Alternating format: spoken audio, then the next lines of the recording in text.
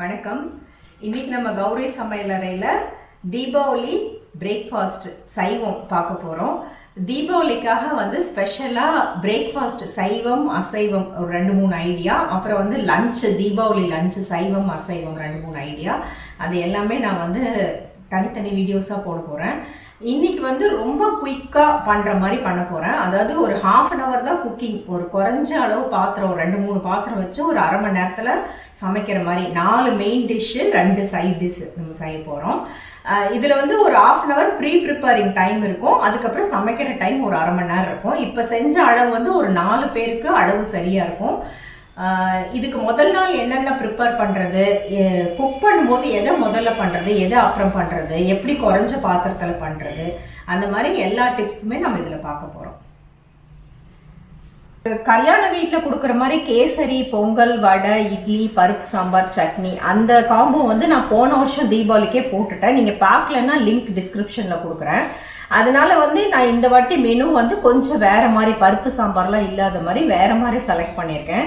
ரொம்ப எக்ஸலண்ட்டாக இருக்கும் இந்த காம்பினேஷன் சாப்பிட்றதுக்கு. இதுக்கு முதல் நாள் என்னென்ன ப்ரிப்பேர் பண்ணோம்னா, அஃப்கோர்ஸ் நம்ம இட்லி தோசை பண்ண போகிறோம். அதுக்காக இட்லி தோசை மாவு முதல் நாளே ப்ரிப்பேர் பண்ணி புளிக்க வச்சிருக்கணும். அதுக்கப்புறம் நம்ம தீபாவளி அன்னைக்கு காலையில் நிறைய வீட்டில் சர்வன்ஸ் வரமாட்டாங்க. அதனால தேங்காய் துருவி வச்சுக்கலாம், இஞ்சி பூண்டு பேஸ்ட் ரெடி பண்ணி வச்சுக்கலாம், வெங்காயம் உரிச்சு வச்சுக்கலாம். இது 3ம் நீங்கள் முதல் நாளே பண்ணி வச்சுக்கலாம். நான் இன்னைக்கு ஒரு குக்கர் யூஸ் பண்ணிட்டு ரவா பொங்கல் பண்ண போகிறோம். அதுக்கு பாசிப்பருப்பை வேக போட்டு அதை எடுத்துட்டு, ஒரு விசிலுக்கு வேக போட்டேன் வறுத்த பாசிப்பருப்பை. அதை எடுத்துட்டு அதே குக்கரில் உருளைக்கிழங்கு குருமாவுக்கு உருளைக்கிழங்கு வேக போட்டு எடுத்துக்கிட்டேன். ஸோ இங்கே எடுத்து வச்சிருக்கிறது பார்த்தீங்கன்னா, இது ரவா பொங்கலுக்கு ரவை, வேக வச்ச பாசிப்பருப்பு, பால், முந்திரி பருப்பு, தேங்காய் சட்னிக்கும் இந்த உருளைக்கிழங்கு குருமாவுக்கும் எடுத்து வச்சுருக்கேன். வெங்காயம், பச்சை மிளகாய், இஞ்சி, கருவேப்பிலை, கொத்தமல்லி இதெல்லாம் ஒரே பிளேட்டில் ரெடியாக அலசி வச்சுக்கலாம். தக்காளி இதில் கட் பண்ணி வச்சுருக்கேன், ஒரு தக்காளி, கொஞ்சமாக இஞ்சி பூண்டு பேஸ்ட்டும். பூரி பண்ண போகிறேன், அதுக்கு கோதுமை மாவு எடுத்து வச்சுருக்கேன். ஓகே, நம்ம ஸ்டார்ட் பண்ணிடலாம். அதுக்கு முந்தி இங்கே பார்த்தீங்கன்னா வெசல்ஸ், இப்போ ஒரே பாத்திரம் தான் நம்ம யூஸ் பண்ண போகிறோம். அஃப்கோர்ஸ் குக்கர் முதல்ல நம்ம வச்சு எடுத்து வச்சுட்டோம். அந்த குக்கரில் நம்ம வைக்கிற பாசிப்பருப்பும் உருளைக்கிழங்கும் சப்போஸ் உங்களுக்கு டைம் இல்லைன்னா நீங்கள் முதல் நாள் நைட்டே வேக வச்சு ஃப்ரிட்ஜில் கூட நீங்கள் வச்சு யூஸ் பண்ணலாம், அப்படியும் பண்ணலாம். ஒரு பாத்திரத்தில் நம்ம உருளைக்கிழங்கு குருமா பண்ணிட்டு அதுக்கப்புறம் இதுலேயே ரவா பொங்கல் பண்ண போகிறோம். தாளிக்கிற கரண்டி, பூரி போடுறதுக்கு ஒரு பாத்திரம், அதுக்கப்புறம் இட்லி தோசை பண்ணுறதுக்கு பாத்திரம், ஒரே ஒரு மிக்சி ஜார். மசாலா பொடி பாக்ஸ் எல்லாம் முதல் நாளே ஃபில்அப் பண்ணி வச்சுக்கலாம். ஆயிலெலாம் முதல் நாளே ஃபில்அப் பண்ணி வச்சுக்கலாம்.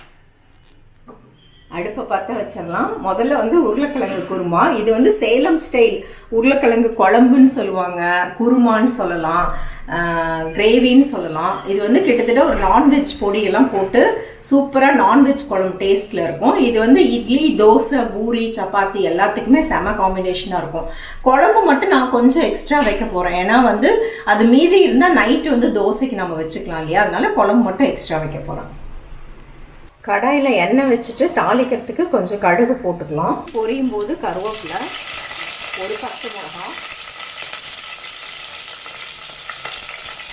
சின்ன வெங்காயம் இதுக்கு ரொம்ப நல்லாயிருக்கும். ஒரு 2 கை அளவுக்கு சின்ன வெங்காயம் போட்டுக்கலாம். ஒரு 2 நிமிஷம் வதங்கினோடனே ஒரு ஸ்பூன் இஞ்சி பூண்டு பேஸ்ட் சேர்த்துக்கலாம். ஒரு தக்காளி சேர்த்துக்கலாம்.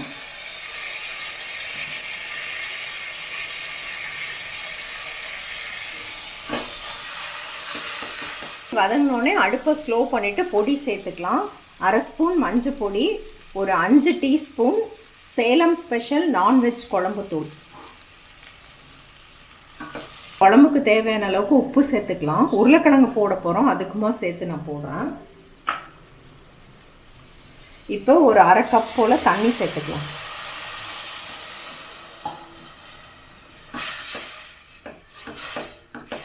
இப்போ நான் சேர்த்தது சேலம் நான்வெஜ் குழம்பு தூள். இதில் கொத்தமல்லி தூள், மிளகாத்தூள், பட்டை, கிராம்பு எல்லாமே இருக்கிறனால இதை மட்டும் நீங்கள் போட்டு நான்வெஜ் மட்டன், சிக்கன் குழம்பு வைக்கலாம். இந்த மாதிரி வெஜிடேரியனில் உருளைக்கிழங்கு, காளான், முட்டை அந்த மாதிரி குருமாவும் நீங்கள் வைக்கலாம். இது வேணா ஷாப்பிங் லிங்க் வந்து கீழே டிஸ்கிரிப்ஷன் பாக்ஸில் இருக்குது. இந்த பொடி உங்ககிட்ட இல்லைன்னா நீங்கள் வந்து ஒரு 3 ஸ்பூன் கொத்தமல்லி தூள், அப்புறம் காரத்துக்கு தகுந்த மாதிரி வரமிளகாய் தூள் போட்டுட்டு தேங்காயில் வந்து பட்டை, கிராம்பு, சோம்பு அரைச்சி விட்டுக்கலாம். இப்போ அது கொதிக்கிறதுக்குள்ளே குழம்புக்கு தேங்காய் அரைச்சிடலாம். ஒரு மூடி தேங்காய் வந்து ஒரு தேங்காய் திருவுன அதில் வந்து பாதி குழம்புக்கும் மீதி வந்து தேங்காய் சட்னிக்கும் யூஸ் பண்ண போகிறோம். ஒரு 2 கை 2.5 கை அளவுக்கு தேங்காய் போட்டிருக்கேன். ஒரு கை அளவுக்கு பொட்டுக்கடலை, உடச்ச கடலைன்னு சொல்லுவோம் இல்லையா, அதை போட்டு தண்ணி ஊற்றி இது ஒரு பேஸ்ட்டாக அரைச்சிக்கலாம். அதுக்குள்ளே நல்லா கொதிச்சிருச்சு. உருளைக்கிழங்கு வந்து ஒரு 600 கிராம் உருளைக்கிழங்கு நல்லா பெருசு பெருசாக ஒரு 4-5 உருளைக்கிழங்கு வேக வச்சு வச்சுருந்தேன். அதை வந்து இதில் உடச்சி விட்டு சேர்த்துக்கலாம். கட் பண்ணி போடுறதோட இந்த மாதிரி சேர்த்திங்கன்னா அது குழம்பு நல்லா டேஸ்ட்டாக இருக்கும். தேங்காய் பொட்டுக்கடலை அரைச்சோம்ல அந்த பேஸ்ட்டை சேர்த்துடலாம். வந்து பொட்டுக்கல்ல சேர்த்ததுனால நிறைய குழம்பு வரும். ஒரு 3-4 கிளாஸ் போல தண்ணி ஆட் பண்ணிக்கலாம் கன்சிஸ்டன்சி பொறுத்து. எடுத்து வச்ச உருளைக்கிழங்குலேருந்து ஒரு உருளைக்கிழங்கு நல்லா தண்ணி ஊற்றி நல்லா கரைச்சி விட்டுக்கலாம். கரைச்சி விட்டு ஊற்றும் போது அது குழம்பு நல்ல ருசியாக இருக்கும். குழம்பும் கொஞ்சம் நிறைய வரும், நல்ல ஒரு கன்சிஸ்டன்சியும் கொடுக்கும்.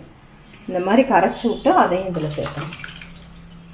எவ்வளோ குழம்பு வந்திருக்கு. ஒரு மூடி தேங்காய், 1/2 கிலோ உருளைக்கிழங்குல ஒரு 4 பேர் வந்து காலையில் டிஃபனுக்கு, நைட்டு டிஃபனுக்கு அந்தளவுக்கு சாப்பிட்ற அளவுக்கு வரும்.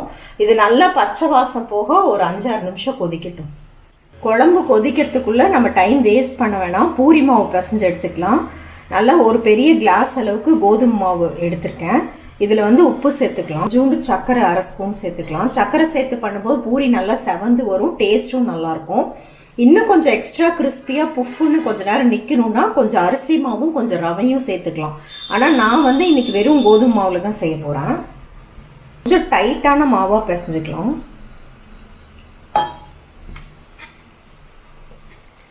புதுசாக சமைக்கிறவங்களுக்குலாம் வந்து இப்போ இந்த மாதிரி ஒரு 2-3 ஐட்டம் பண்ணும்போது எல்லாமே கொஞ்சம் அதிகமாக செஞ்சுருவாங்க. இப்போ நம்ம நார்மலாக பொங்கல் பண்ணுறோன்னா 1 டம்ளர் ரவை, 1/2 டம்ளர் பாசிப்பருப்பு போட்டு செஞ்சால் 4 பேர் சாப்பிட்றதுக்கு சரியாக இருக்கும்.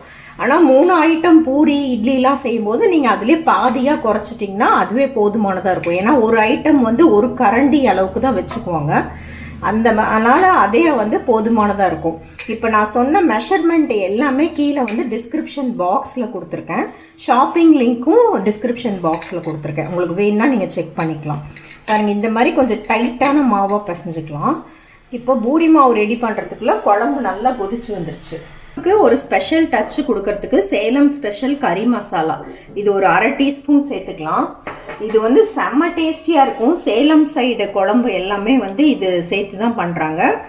கொஞ்சமாக மிளகுத்தூள் ஒரு 1/4 டீஸ்பூன் சேர்த்துக்கலாம். இப்போ நான் சேர்த்தது நம்ம கௌரி ஷாப்போட சேலம் ஸ்பெஷல் கறி மசாலா குறு மிளகு பொடி. இது வந்து மிளகு அப்படியே சின்ன மிளகு, கேரளா மிளகு அப்படியே கோர்ஸாக பொடி பண்ணி வச்சுருக்கோம். நம்ம சூப்பர் டேஸ்ட் தரும், செம்ம காரமாக இருக்கும். குழம்பு கறி மசாலாவும் மிளகும் போட்டோன்னே எக்ஸலண்ட்டான ஒரு டேஸ்ட் கொடுக்குது.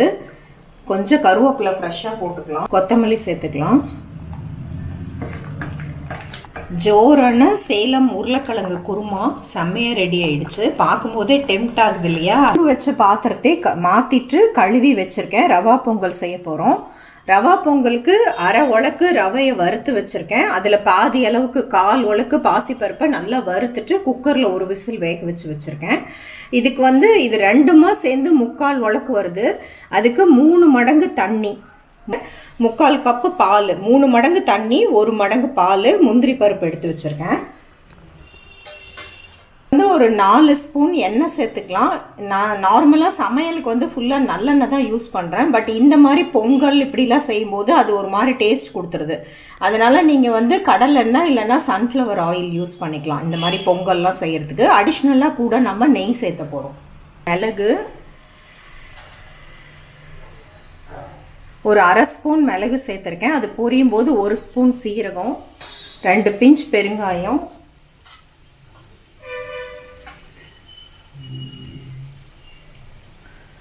அதெல்லாம் பொரியும் போது கருவேப்பிலை, இஞ்சி,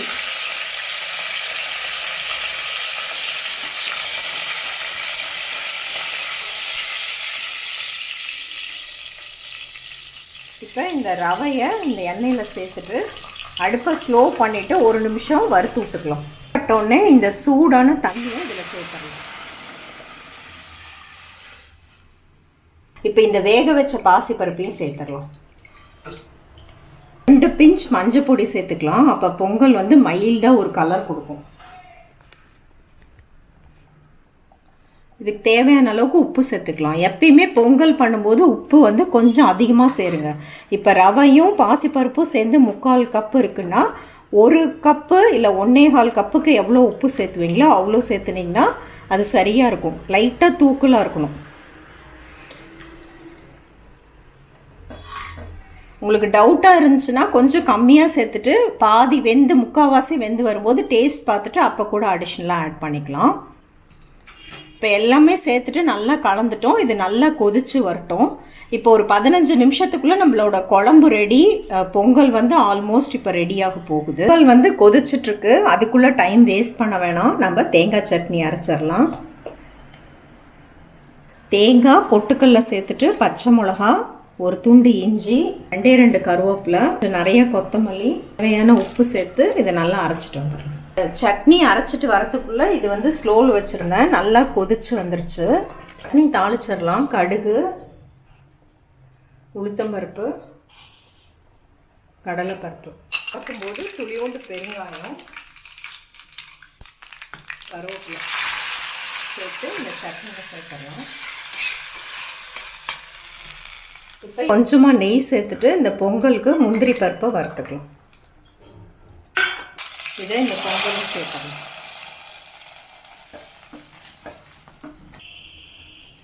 இந்த பொங்கல் பாருங்க இந்த மாதிரி இருக்கணும். இப்படி எடுத்து ஊற்றினா தோசை மாவு மாதிரி இருக்கணும்.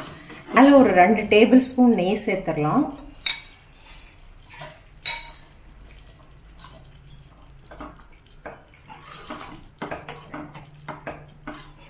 நல்லா கலந்துட்டு ஒரு தட்டு போட்டு மூடிடலாம். நல்லா ஸ்லோவில் இருக்கட்டும். மேலே ஒரு வெயிட் வச்சிடலாம். இது ஒரு 5 நிமிஷம் ஸ்லோவில் வச்சுட்டு அப்புறம் ஆஃப் பண்ணிவிட்டு ஒரு 10 நிமிஷம் கழித்து ஓப்பன் பண்ணால் கரெக்டாக இருக்கும் பொங்கல்.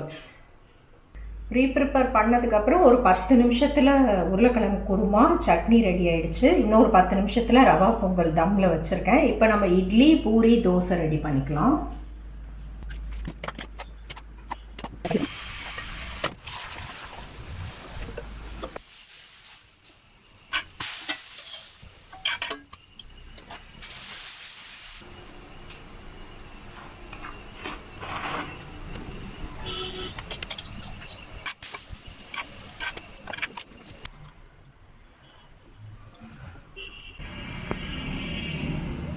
பிளான் பண்ண மாதிரியே 1/2 மணி நேரத்தில் 5 விதமான ஐட்டம் ரெடி ஆகிடுச்சு.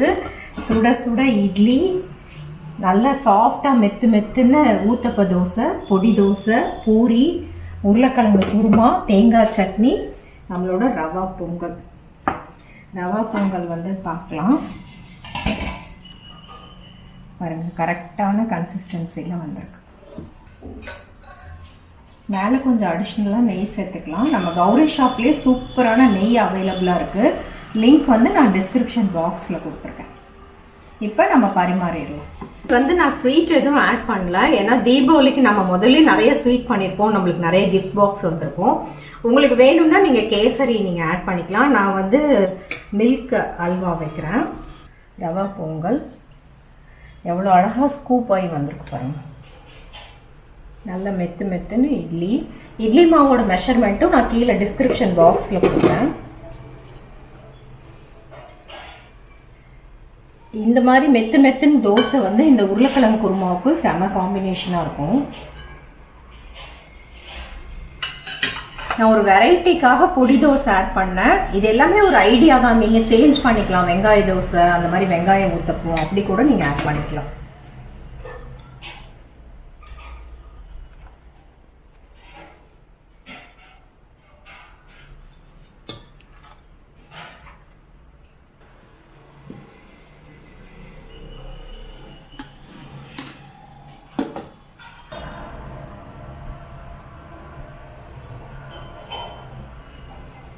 எப்படி பார்த்தீங்களா, நான் சொன்ன மாதிரியே அரை மணி நேரத்தில் சூப்பரான வெரைட்டியான டிஃபன் ரெடி ஆயிடுச்சு. இந்த உருளைக்கிழங்கு குருமா வந்து மஸ்ட் ட்ரை. இது வந்து இட்லி, தோசை, பூரி எல்லாத்துக்கும் செம்ம காம்பினேஷனாக இருக்கும். ரவா பொங்கல் இந்த மாதிரி செஞ்சிங்கன்னா உடனே தட்டு காலி ஆயிரும், அந்தளவுக்கு டேஸ்டாக இருக்கும். கண்டிப்பாக ட்ரை பண்ணி பாருங்கள். எப்படி இருக்குன்னு உங்கள் ஃபீட்பேக்ஸ் கமெண்ட் ஷேர் பண்ணிக்கோங்க. உங்கள் எல்லாருக்கும் கௌரி சமையலறை சார்பாக தீபாவளி நல்வாழ்த்துக்கள். நன்றி, வணக்கம்.